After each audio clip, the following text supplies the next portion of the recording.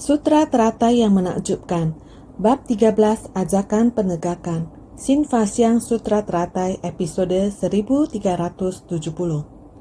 Mempraktekkan dan menegakkan sesuai dharma, serta meyakini sifat pencerahan adalah setara. Meninggalkan kehidupan awam dan kemuliaan untuk melakukan pembinaan diri dan mencari ajaran dari jalan kebenaran. Semestinya dalam hati tahu sendiri kalau mereka akan menerima peramalan dari Buddha.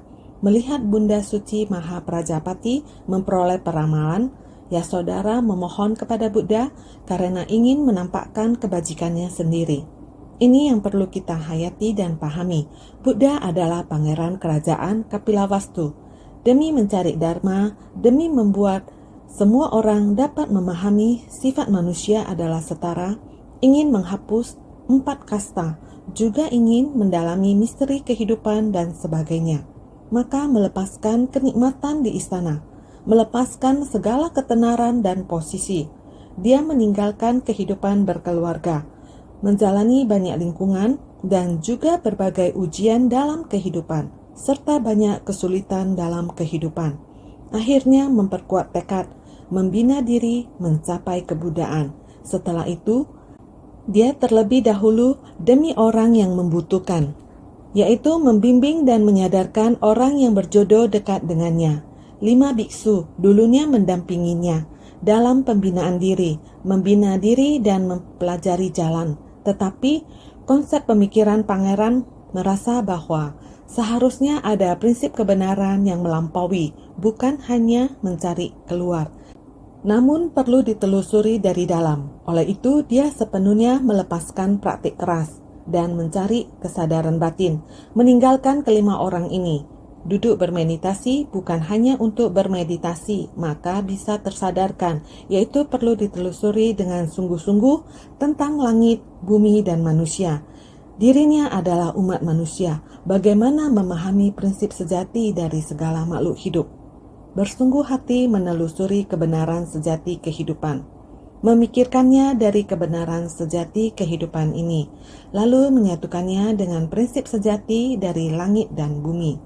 Ini terlebih dahulu mencari kesadaran awal dari batin sendiri, kebijaksanaan yang menakjubkan dalam kehidupan, lalu bersama dengan langit dan bumi, bersungguh hati dan menggunakan kebijaksanaan untuk memikirkannya dan merenungkannya dengan teliti. Jadi dia bersatu dengan alam semesta, dipadukan bersama, kebijaksanaannya selaras dengan prinsip kebenaran. Dengan cara ini dia tiba-tiba tersadarkan. Seluruh alam semesta dan sifat aslinya bersatu. Inti prinsipnya sama, tidak ada perbedaan. Setelah Sang Buddha mencapai pencerahan, sangat ingin semua orang mengetahuinya. Sifat hakiki dan prinsip kebenaran dipadukan menjadi satu. Kebijaksanaan selaras dengan prinsip kebenaran. Inilah sifat hakiki, demikian adanya yang dimiliki oleh setiap orang. Meskipun kita sering mengatakan ini, tetapi kebijaksanaan kita dan sifat hakiki demikian adanya dengan prinsip kebenaran. Prinsip kebenaran yang bagaimanakah?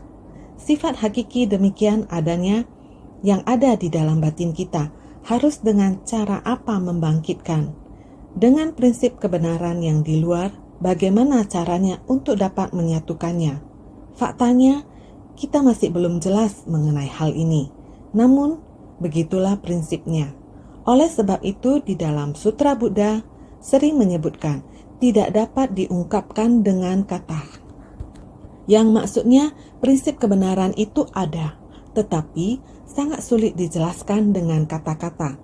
Supaya orang-orang dapat menerimanya dan menyatu dengannya, ini mesti melalui tahap. Setiap orang mengalaminya dan memahaminya sendiri, kemudian merenungkannya dalam sifat hakiki batinnya. Jadi beberapa hari lalu, kita selalu mengatakan, harus menutup pintu 6 akar indera, harus menjaga pintu 6 akar indera, yaitu sesuatu yang kita lihat di dalam hati kita, bagaimana menggerakkan rupa dan wujud penampilan ini. Dengan perasaan yang bagaimana, indera penglihatan dan tubuh bagaimana dipadukan. Setelah berpadu, bagaimana membedakan antara perasaan dan kesadaran berpikir kita. Yang paling penting adalah bagaimana cara kita bedakan bagaimana kita rasakan, pergerakan apa yang kita lakukan. Di dalam hati kita, apakah kita ingin mengejarnya dan memilikinya? Atau apakah perlu menggunakan benda ini untuk berinteraksi dengan semua orang dan memberi manfaat bagi semua makhluk? Ini tergantung pada hati kita, tindakan kesadaran kita. Barang terletak di luar, sedangkan 6 akar terdapat di dalam tubuh kita. Namun tindakan dari perasaan adalah hasil pemikiran tersendiri dari kesadaran ke-6. Bagaimana untuk membuat pilihan ataupun memiliki secara eksklusif atau memberi manfaat kepada kerumunan orang banyak. Anggota tubuh kita yang lain, akar indera tubuh kita mulai bergerak. Sudah bertindak seperti ini, apakah terhadap diri kita sendiri ataupun perasaan orang lain?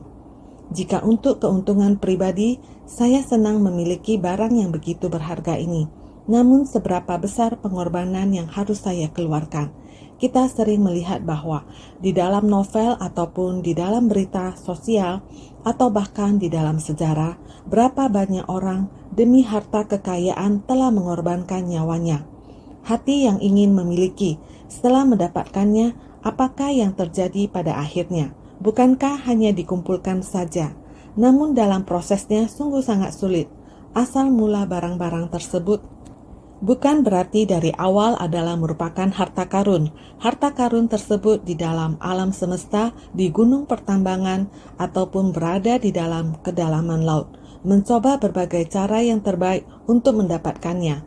Ini benar-benar alam semesta ini sangatlah sederhana. Prinsip alam semesta memiliki segala-galanya, namun itu adalah sesuatu yang ingin diambil oleh orang tersebut, terbentuk di dalam prinsip kebenaran. Sifat atau substansi, dia pergi berperang untuk mendapatkannya, merusak sangat banyak lingkungan kehidupan untuk mendapatkannya. Inilah perbuatan dan kelakuan dari umat manusia untuk mendapatkannya. Jika tidak, harta apa yang disebut dengan harta? Harta adalah hati dan pikiran manusia yang membeda-bedakan. Harta karun atau semua kebutuhan manusia yang diperlukan di dunia ini. Harta karun tersebut bukankah bisa menyebabkan orang untuk terus hidup? Yang bisa hidup memberikan kehidupan untuk umat manusia sangatlah sederhana. Biji-bijian utuh ataupun yang ada di langit dan bumi ini. Rumput, bunga, dan kayu bisa menjadi sumber sandang pangan kita supaya terhindar dari hawa dingin. Zaman dahulu, pakaian terbuat dari kapas, sisal, dan sebagainya, menggunakan tenaga manusia, bahan dari alami. Kita mendapatkan bahan ini untuk membuatnya. Tenaga manusia memintal benang, menenun kain, sudah dapat dikenakan untuk menutupi tubuh dan menjaga kehangatan tubuh. Di langit dan bumi ini adalah siklus yang alami, sangat sederhana. Namun karena batin manusia, pakaian yang kita kenakan sekarang sudah bukan lagi dari kapas ataupun sisal. Memintal benang dan menenun kain bukan lagi. Sekarang harus melalui bawah tanah untuk menambang, untuk mendapatkan. Sekarang sama sekali sudah berbeda. Di dalam semesta alam, segala hal yang tersembunyi di dalamnya sudah ditemukan oleh manusia. Menyingkirkan tenaga manusia untuk mengambil barang yang telah dihasilkan oleh alam. Telah disingkirkan. Sekarang dari bumi sudah memiliki sifat merusak, memproduksi barang dalam jumlah besar, dan membuangnya dalam jumlah besar pula. Zaman dahulu sepotong kain dapat digunakan untuk waktu yang lama. Orang zaman sekarang tidak seperti ini. Pakaian yang dibuang, label masih tergantung. Ketika kita mendaur ulang, apakah menganggapnya sebagai sampah daur ulang, ataupun setelah membersihkannya dapat dijual kembali? Orang zaman sekarang, barang yang sama di pusat daur ulang, barang yang begitu cantik, bisa dibeli dengan harga 30 hingga 50 NT dolar, ataupun dengan harga 300 hingga 500 NT dolar. Bila pergi ke butik, harganya bisa mencapai puluhan ribu. Kualitasnya sama, namun pikirkanlah yang membeda-bedakannya. Inilah dunia manusia. Apa yang dinamakan kaya juga adalah nama. Nama ini yang melekat, jadi disebut kaya. Namun, Buddha memahami semua prinsip kebenaran ini adalah manusia yang melakukan diskriminasi. Harus bagaimana mengajari kita tentang proses ini. Ini bukan pada ketenaran, kekayaan, status, dan kekuasaan bisa mengajari orang. Dia harus melalui proses meninggalkan istana, terus hingga mencapai proses pencerahan, bukan hanya kesabaran kehidupan dan kesabaran tanpa kemunculan. Dia harus melalui semua permasalahan serta pola bentuk ini, menyatakan bahwa saya telah mencapai pencerahan. Jika tidak, dia dari kehidupan ke kehidupan, semua prinsip kebenaran ini dia mengerti. Hanya saja harus ada permasalahan. Sutra teratai menggunakan sebab dan kondisi, perumpamaan dari prinsip kebenaran yang sangat mendalam. Menggunakan perumpamaan bentuk situasi yang sangat dangkal, atau menganalisa dengan sebab dan kondisi mereka. Ini adalah agar kita semua orang dapat menggunakan berbagai cara dan berbagai macam kapasitas untuk bagaimana dapat menerima. Ini harus dilalui. Oleh karena itu, dia meninggalkan kehidupan awam dan kemuliaan untuk melakukan pembinaan diri dan mencari ajaran dari jalan kebenaran. Ini adalah sesuatu yang dialami oleh Buddha.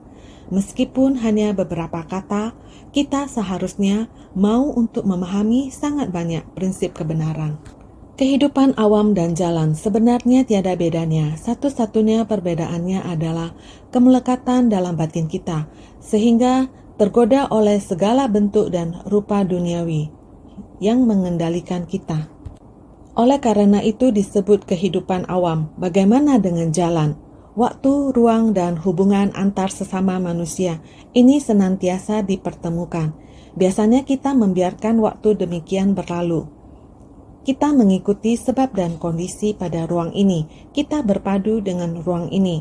Dalam kehidupan sehari-hari, ada siang dan malam. Dan ada 4 musim yang membuat perubahan pada ruang ini. Tubuh fisik kehidupan melewatinya mengikuti ruang ini.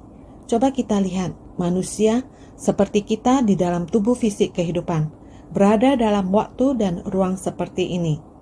Apa yang sudah kita ciptakan? Seseorang yang mengakrabkan diri dengan orang yang berada di jalan suci untuk dijadikan teladan dalam memperbaiki diri sendiri. Mengikuti alam ini untuk hidup. Ada etika, ada prinsip kebenaran. Ini semuanya disebut jalan. Tetapi kita sebagai manusia telah membuat semua prinsip kebenaran ini menjadi kabur, mengikuti kondisi luar, bagaikan mimpi, tidak bisa dikendalikan oleh diri sendiri. Berputar mengikuti kondisi lingkungan, dikendalikan oleh objek luar, sehingga menjadi kehidupan awam. Berbagai macam kehidupan awam duniawi ini dengan demikian mengendalikan diri kita, sehingga dikarenakan hal ini kita masih harus menggunakan pengajaran dari Sang Buddha untuk bagaimana meninggalkan kondisi kehidupan awam dan kemuliaan duniawi. Dengan begitu, kita kembali lagi pada waktu, ruang, jalan kebenaran sejati kita di dunia manusia, etika, moralitas. Terus praktek di dalam jalan kebenaran ini untuk lebih memahami semua prinsip. Kembali pada kehidupan sifat hakiki demikian adanya yang alami ini. Kehidupan kita yang sangat sederhana. Kita baru dapat menjaga batin kita dengan baik. Barulah tidak akan menerima pintu 6 akar indera yang dengan demikian terbuka dari kondisi luar. Menerima delusi sebanyak butiran debu yang begitu banyak dari luar yang mengacaukan batin kita. Oleh karena itu, maka harus melakukan pembinaan diri dan mencari ajaran dari jalan kebenaran. Untuk itu, seharusnya kita semua mengetahuinya. Jadi semestinya dalam hati tahu sendiri kalau mereka akan menerima peramalan dari Buddha. Seperti Maha Prajapati, ya saudara, kumpulan mereka ini juga sama, menikmati kesenangan di dalam istana kerajaan. Karena Sang Buddha pergi untuk membina diri, telah mendapatkan jalan kebenaran, prinsip kebenaran begitu memadai. Bahkan segala sesuatu di langit dan bumi, di semesta tiada yang tidak diketahui, tiada hal yang tidak bisa. Jadi sangatlah mendambakan kebijaksanaan Sang Buddha, kebenaran sejati di langit dan bumi. Jadi mereka juga memiliki jalinan jodoh ini, juga memiliki hati demikian. Jadi mereka juga sama harus meninggalkan kehidupan awam dan kemuliaan untuk melakukan pembinaan diri dan mencari ajaran dari jalan kebenaran. Sama belajar dari Buddha dengan meninggalkan istana, melepaskan nama dan kekayaan, kedudukan, sama jalan yang dibentangkan oleh Sang Buddha. Mereka mengikuti jalan yang beliau jalani. Sama, mereka juga datang untuk membina diri. Jadi mereka juga sangat yakin terhadap diri sendiri. Maha Prajapati, bibi Sang Buddha, diri sendiri membina diri, juga sangat mengerti diri sendiri. Diri sendiri juga sangat yakin. Sravaka dapat menerima peramalan. Kami juga Sravaka, jadi kami juga seharusnya dapat menerima peramalan dari Buddha. Jadi melihat Bunda Suci Maha Prajapati memperoleh peramalan, ini berbicara lagi mengenai Yasodhara. Juga karena melihat bibi Buddha yang memimpin perkumpulan biksuni juga dipanggil oleh Sang Buddha untuk menerima peramalan. Jadi perasaan Yasodhara, saya adalah dulunya juga permaisuri pangeran, saya adalah Ibu Rahula, mengapa nama saya tidak terpanggil untuk menerima peramalan? Jadi Yasodhara juga memiliki sikap demikian, yang sebelumnya adalah Maha Prajapati. Dalam hatinya sendiri dia yakin, namun Sang Buddha belum menyebut namanya.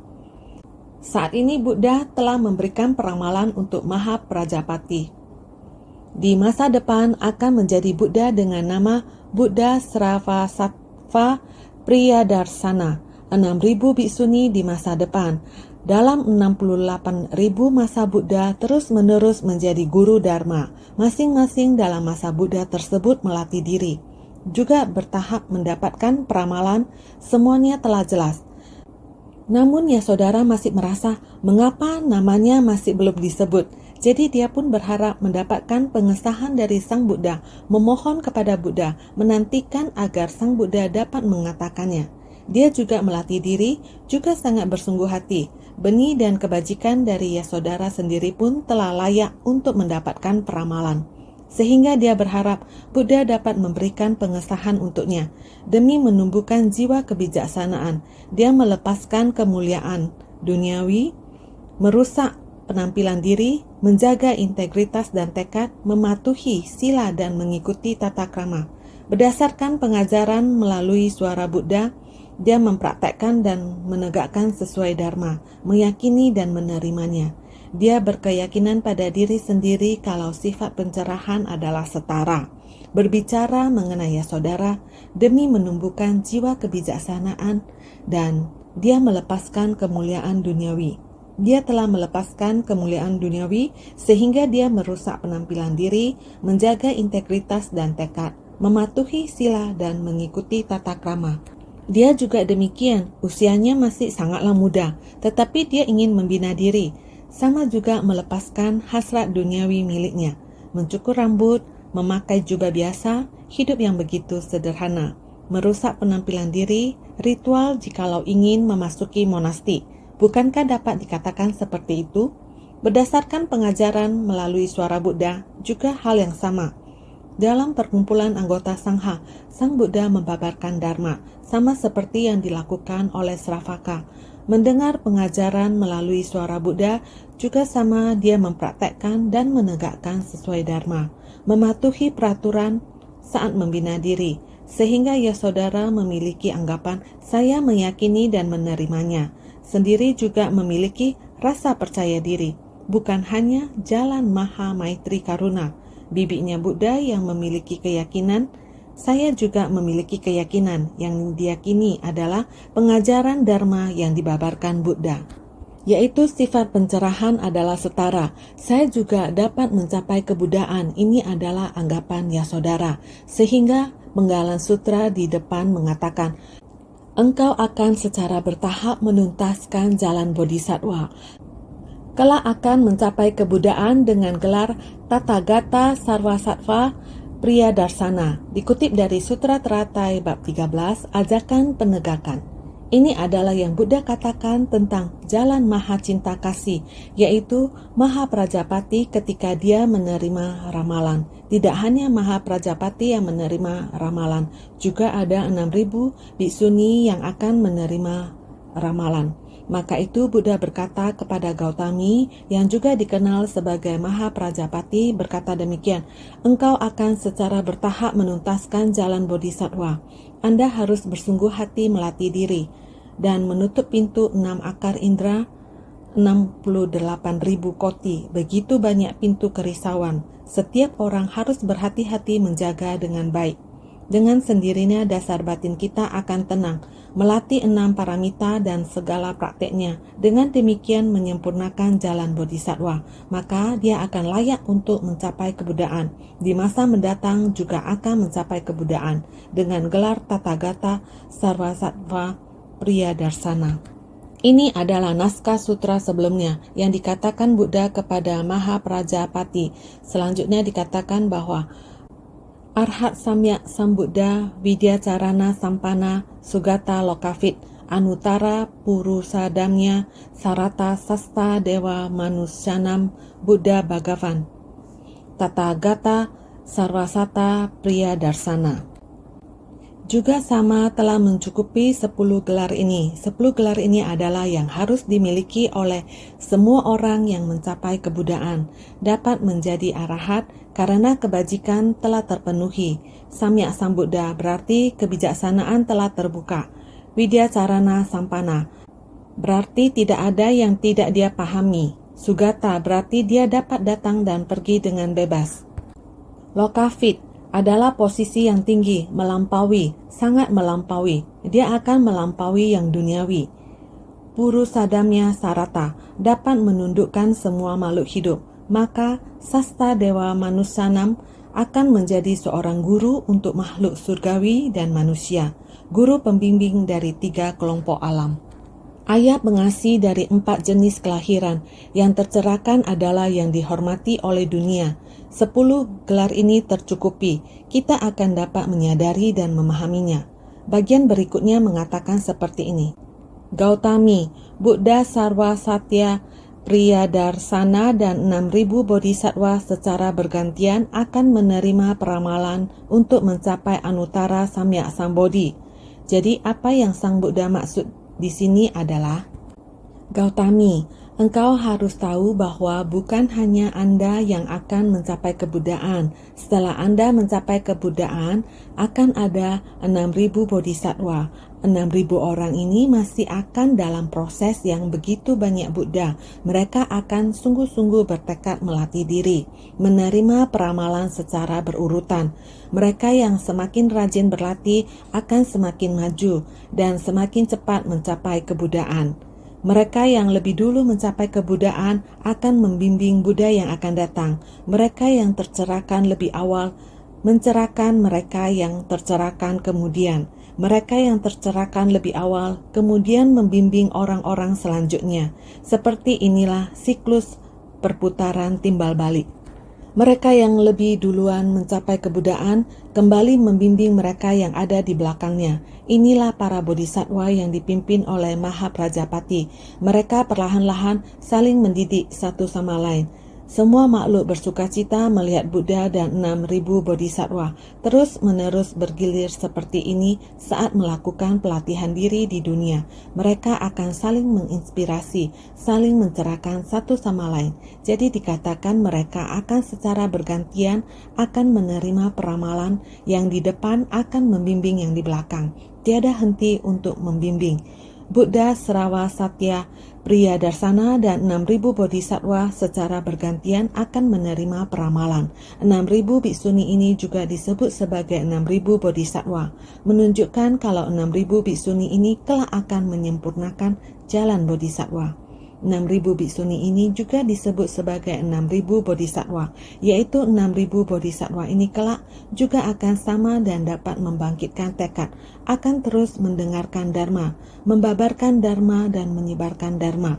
Meskipun harus memakan waktu yang sangat panjang dan lama, mereka akan secara bergantian menerima peramalan, giat dan tekun membina diri untuk jangka waktu yang lama. Kita harus giat dan tekun dalam membina diri. Secara bergantian akan menerima peramalan untuk mencapai Anutara Samyak Sambodhi. Secara bergiliran diberikan peramalan. Kalau kelak akan mencapai penerangan sempurna. secara bergiliran juga harus melewati banyak masa kehidupan. Dengan seperti ini melalui banyak kehidupan demi kehidupan, melatih 6 paramita dan puluhan ribu prakteknya. Benih sebab telah sempurna dan mendekat pada buah pencapaian, dan masih harus secara terus-menerus membimbing dan menyelamatkan makhluk hidup. Sehingga disebut dengan secara bergiliran diberikan peramalan. Mereka diberikan peramalan secara bergiliran antara satu sama lainnya akan mencapai penerangan sempurna. Semua orang dapat mencapai pencerahan. Semua orang seharusnya telah memahaminya dengan jelas untuk hal tersebut. Ini adalah kelompok biksuni yang dipimpin oleh Maha Prajapati. Bibi Sang Buddha sebenarnya, Yasodhara, ibu dari Rahula, juga berada di antara kelompok biksuni tersebut. Namun dia selalu merasakan mengapa Sang Buddha belum memanggil namaku. Jadi, naskah sutra selanjutnya berbunyi lagi seperti ini. Pada ketika itu, ibu dari Rahula, biksuni Yasodhara, berpikir demikian.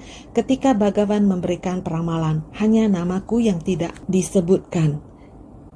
Gautami telah dipanggil namanya. Mengapa nama Yasodhara tidak dipanggil? Karena mereka sama-sama berasal dari istana raja, yang seorang adalah bibi dari Buddha, dan satunya lagi adalah permaisuri dari putra mahkota. Mestinya ada dalam peramalan. Buddha juga ingin merekomendasikan dia. Namun mengapa Buddha tidak merekomendasikannya? Ini yang dipikirkan dalam benaknya. Jadi ibunda dari Rahula ini karena namanya tidak disebut oleh Buddha, dalam hatinya menjadi sedikit emosi. Jadi perasaan hati seorang wanita sangatlah halus, sungguh sangat halus. Mengapa saya tidak dipanggil? Dia juga sangat berharap Buddha memberi peramalan kepadanya. Jadi ketika Bhagavan memberikan peramalan, hanya namaku yang tidak disebutkan. Ia sangat peduli akan perhatian dari Sang Buddha. Maka artinya semua biksuni akan menerima peramalan. Maha Prajapati mengetahui gelarnya kelak saat mencapai kebuddhaan. Dan 6.000 orang ini secara berkesinambungan kelak akan bisa menjadi guru dharma. Secara perlahan dapat melatih diri. Hal ini dipaparkan dengan jelas, tetapi mengapa tidak menyebut nama saya? Dalam hatinya masih merasa demikian. Khawatir tentang kepedulian Sang Buddha terhadapnya, atau kurangnya perhatian. Dalam sutra inilah nama Yasodhara disebutkan secara spesifik. Setelah mendengar peramalan secara umum, bagaimana tidak tahu kalau diri sendiri juga tercakup di dalamnya. Akan tetapi melihat Bunda Suci telah menunaikan harapannya untuk menerima peramalan, maka Yasodhara memohon agar juga menerima peramalan, karena ingin menampakkan kebajikannya sendiri dan memenuhi harapan semua orang. Setelah mendengar peramalan secara umum, bagaimana tidak tahu kalau diri sendiri juga tercakup di dalamnya. Sesungguhnya sudah mendengar di Maha Prajapati, yaitu 6.000 orang yang dipimpin oleh Maha Prajapati, di dalamnya juga ada Yasodhara, adalah sebuah kelompok biksuni yang besar, telah dicakupi oleh Sang Buddha. Semuanya sudah menerima peramalan. Inilah yang dinamakan peramalan secara umum. Yasodhara seharusnya juga menyadari bahwa masa depannya juga akan sama, dapat menjadi guru dharma, secara bergantian menerima peramalan. Seharusnya menyadarinya sendiri, tetapi karena harapan Ibunda Suci Maha Prajapati untuk memperoleh peramalan, berharap Sang Buddha juga dapat memanggil namanya untuk menerima peramalan. Oleh karena itu, Yasodhara sangat berharap Sang Buddha memanggil namanya, khusus memanggil namanya untuk menerima peramalan. Begitulah Yasodhara menganggap hubungannya dulu juga sangat istimewa, sehingga namanya seharusnya dipanggil. Begitulah keinginan hati Yasodhara, berharap agar ia dapat dikenal, berharap orang lain tahu bahwa ia juga sangat tekun membina diri. Membina diri seperti ini, kebajikan yang ditunjukkan, berharap orang dapat memahaminya, bahwa ia juga sangat bersungguh hati dalam membina diri. Benar, sepenuh hati melatih diri adalah kewajiban kita. Namun, dalam proses pelatihan diri kita masih belum bisa tersadarkan, adalah sama dengan sikap mereka. Kita biasanya masih ada banyak kekhawatiran. Kekhawatiran akan nama Maha Prajapati Gautami, Bukankah seperti demikian kekhawatirannya? Diri sendiri juga meyakini, namun juga sangat menghormati Sang Buddha. Sang Buddha telah selesai memberikan peramalan kepada semua orang. Beliau masih belum dipanggil namanya, masih belum mendapatkan peramalan. Beliau juga tahu Sang Buddha terus mengatakan sifat para makhluk hidup adalah setara. Tidak ada perbedaan wujud. Karena para Sravaka sudah mendapatkan peramalan, diri sendiri seharusnya juga bisa mendapatkan peramalan. Sebenarnya dia ada satu harapan. Berharap Sang Buddha dapat segera memberikan satu pengakuan terhadapnya, memanggil keluar namanya, mengumumkan untuk diketahui semuanya. Dua orang ini ke depannya juga ada nama, gelar nama Buddha di dalamnya. Oleh karena itu, beliau juga sangat bersungguh hati, sangat peduli. Kepedulian ini dinamakan kekhawatiran. Kepedulian ini adalah karena belum bisa melepas kemelekatan. Masih belum melepas, ini juga dinamakan kerisauan batin, ini juga dinamakan kerisauan butiran debu. Adalah sangat banyak kerisauan batin, ini sangat halus.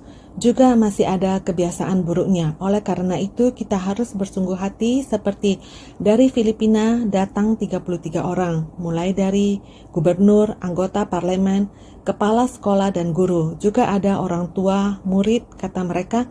Biasanya ketika mereka bepergian ke luar negeri, belum pernah ada gubernur, anggota parlemen, dan kepala sekolah yang pergi bersamaan. Mereka memandang penting kedatangan ke Taiwan kali ini, hanya demi satu hal, untuk mengucapkan terima kasih kepada Ceci. Mereka mengungkapkan dengan sangat tulus dan menghangatkan rasa bersyukur dari dalam batin. Setiap patah kata mencerminkan bahwa semangat dan filosofi Ceci telah masuk ke dalam batin mereka. Mereka mengakui Ceci di tempat itu telah berbuat sangat banyak bagi mereka. Itu terjadi tahun 2013. Ketika itu, sebuah gempa besar dengan kekuatan 7,2 skala magnitudo, Insan Ceci dengan sungguh hati pergi ke tempat itu, memberikan perhatian kepada mereka. Mereka juga sangat terharu. Datang dari tempat yang sangat jauh, bencana yang terjadi begitu besar.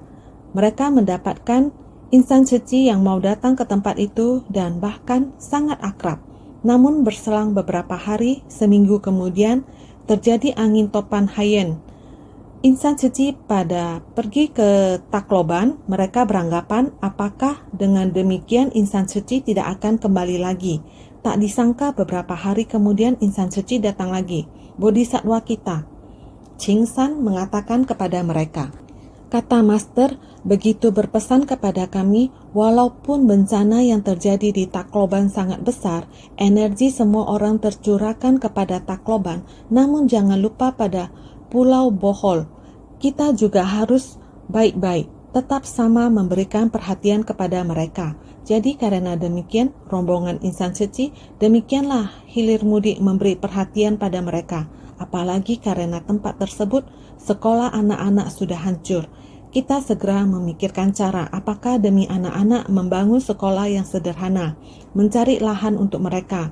Kemudian kita sangat cepat agar ruang kelas sederhana dapat dibangun, sehingga anak-anak dapat segera memiliki sekolah tempat belajar. Mereka sangat tersentuh. Pada saat yang sama, kita juga di tempat tersebut, bagi masyarakat yang lebih miskin, kita juga membangun lebih dari 70 rumah sederhana. Hal ini sangat menyentuh hati mereka.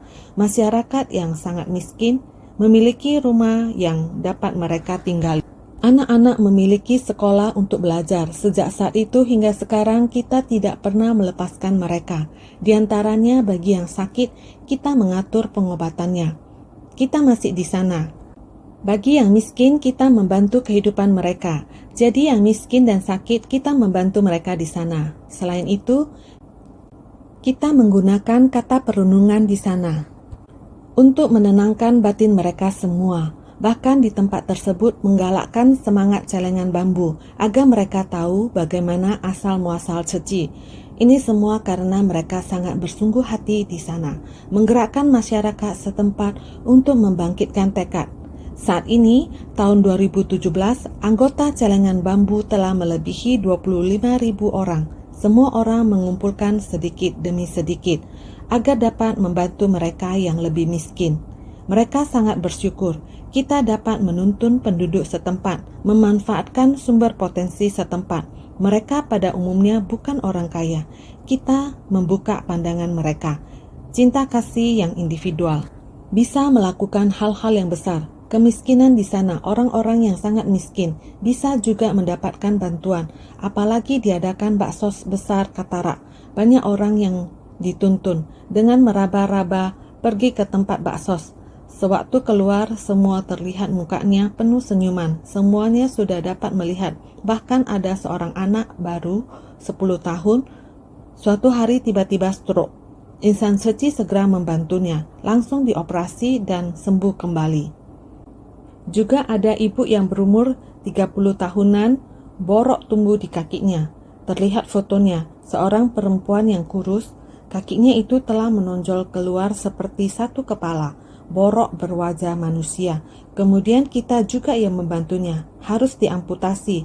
Setelah amputasi, memasang kaki palsu untuknya. Kemarin dia datang, sangat kangen. Sekarang dia dapat menjaga anaknya, menjaga keluarganya. Tidak perlu pakai 2 tongkat lagi, hanya pakai 1 yang halus, tongkat yang kecil. Dia sudah dapat berjalan.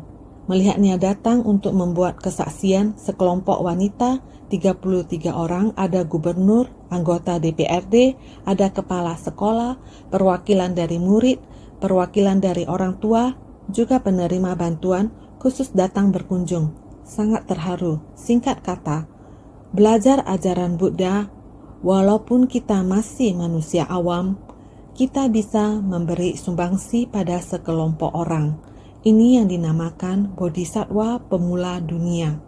Bodhisattva pemula telah membangkitkan tekad dari kehidupan ke kehidupan kita hendak mempraktekkan jalan Bodhisattva. Sama juga, Buddha memberi peramalan, kalian 6.000 orang selamanya, di masa mendatang selamanya, membangkitkan tekad mempraktekkan jalan Bodhisattva, sehingga sifat pencerahan adalah setara. Mempraktekkan jalan Bodhisattva, semua orang dapat melakukannya. Bodhisattva dunia ini semestinya bersamaan dengan Buddha datang ke dunia. Sekarang setiap orang memasuki jalan Bodhisattva, mencabut penderitaan di dunia, sehingga kita harus percaya, kita harus meyakini, jadi harus senantiasa bersungguh hati.